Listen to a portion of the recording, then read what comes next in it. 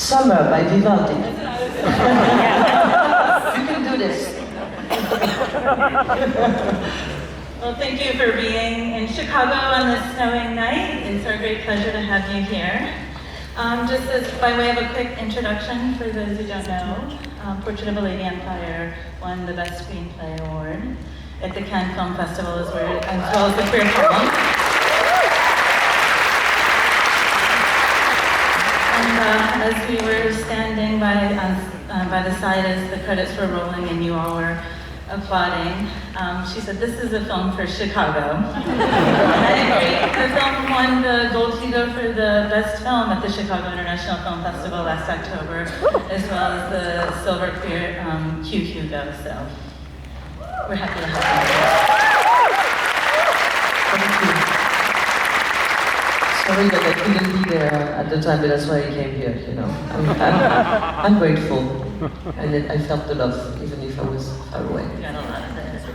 I don't usually do this, but I'm actually going to start with the end. One reason is that I read that it actually was the first kind of image that came to you from the film. But also, I think, I love the way that your films end in general, which isn't often the case. The endings are always filled with the complexity, the ambiguity, and I think even like more emotion, or it's rising to the emotion that we feel throughout the film. And I think as a screenwriter of your own work, it's an interesting place to start. So I was wondering if you could talk about starting with the ending and also your process in writing Portrait of the Empire. Well, it's my fourth film, so I've learned that you should really love the first 30 seconds of the film and also the ending as a filmmaker, because that's basically what you're going to see of your film for the rest of your life. Because you enter the room and you check the sound. And even though I've learned this is a very bad film for the sound checking, because it's basically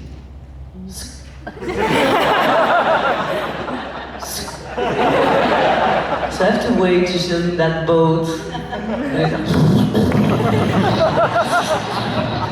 okay, we go. And then you have to have the ending, because I've been sitting through this. So I try to grab the best ending possible for myself. No, stop. Let's stop with the jokes. We'll come back to the jokes. But it's... you know, I think endings of the film are not about, and especially with this one, but it's the case with all the films I've made. I think of them not as the end of the story, and not even as the end, not as the end of the journey for the characters, but as saying goodbye. It's about you saying goodbye to the film, and the film saying goodbye to you. So that's basically what this last shot is about. And the film has this weird ending because it has three endings. And that is because of this thing that I had this idea in mind for the film since the beginning. That's the first thing that came up to me. That was like, oh, a woman looking at another woman, listening to music that you talked about, and her discovering it for the first time, but being emotional about it and going, at least putting her into this whole emotional journey about this story, and also about how music and art help us get consoled about our lost love, and also our love educates us to art, and how this is all cinema, and it envelops itself being cinema. At some point, it's not about Marianne looking at Eloise, it's about you being in this theater seat, and her being in this theater seat, and her listening to art, watching art, and you being in that same position. And it's basically room for yourself, for your own love story, and also your own love story with cinema, and that's what I'm looking for. So basically, you know, the film could end with page 28. That's where the film ends. Usually that's where the credits would roll. But no, there's three endings, because there's there's an ending for the characters, and there's an ending for the film, and the experience that the film is for you as an audience, and also for me as a filmmaker. I love the idea that it ties back into the idea of memory that you're visiting earlier in the film. I mean, the scene in which the two women, I think it's after their first night together, talk about how they're going to remember falling in love. It's their last night. It's their last night. But it's a close thing, Yes, their first yes. night and the last night. And this idea that the love story is as much constructed through the memory of those emotions and lives on in that way. And so we're remembering, of course, the scene in which we first hear Summer, Vivaldi's Summer, but they're both also remembering at that same moment. And it's about sharing the emotion and the experience of the character as they go through the steps. It's about basic equality, and you know, when I'm being asked about the female gaze and everything, this is what the female gaze is. It's about what is not objectifying somebody. It's not filming somebody taking a shirt off. It's about, do you share the experience of the character, and are you equal with the character? And you go through the steps as you don't know what's going to happen before it's going to happen. Sharing that experience, I got lost. I got lost. I had a drink. Thank you.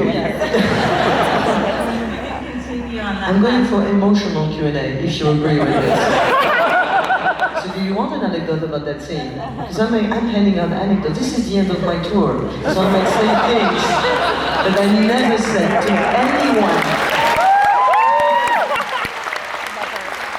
Also because this is one of the most beautiful rooms I have seen, and I must say I stepped in and I watched you guys watching this. I stepped in during the scene when she says, well, I didn't know you were an art critic, and she said, well, I didn't know you were a painter, and I heard you laugh, and also I heard you being silent, and I liked you.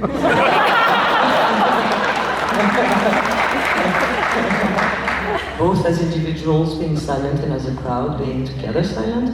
So do you want to have a trivia about that scene? Okay. Yeah. That scene wasn't in the script. The scene when she says, I will remember when you blah blah blah fell asleep in the kitchen. That scene wasn't in the script. It was a scene that I wrote for the last round of casting. So it was the second time that Noémie Merlan was going to exchange lines with Adele, and I basically knew it was her, but she didn't know at all. And I thought, oh, I have to write a scene that would be like such an emotional ride for both of them, and that also they would both discover, because I'm always ending the script to every actor that goes to the casting, because that's also another power dynamic. They know. They don't have just this paper where they're like adding like 2 or 3 infos about the characters. They know about the whole intellectual journey of the film, and that's what they're trying to compete for.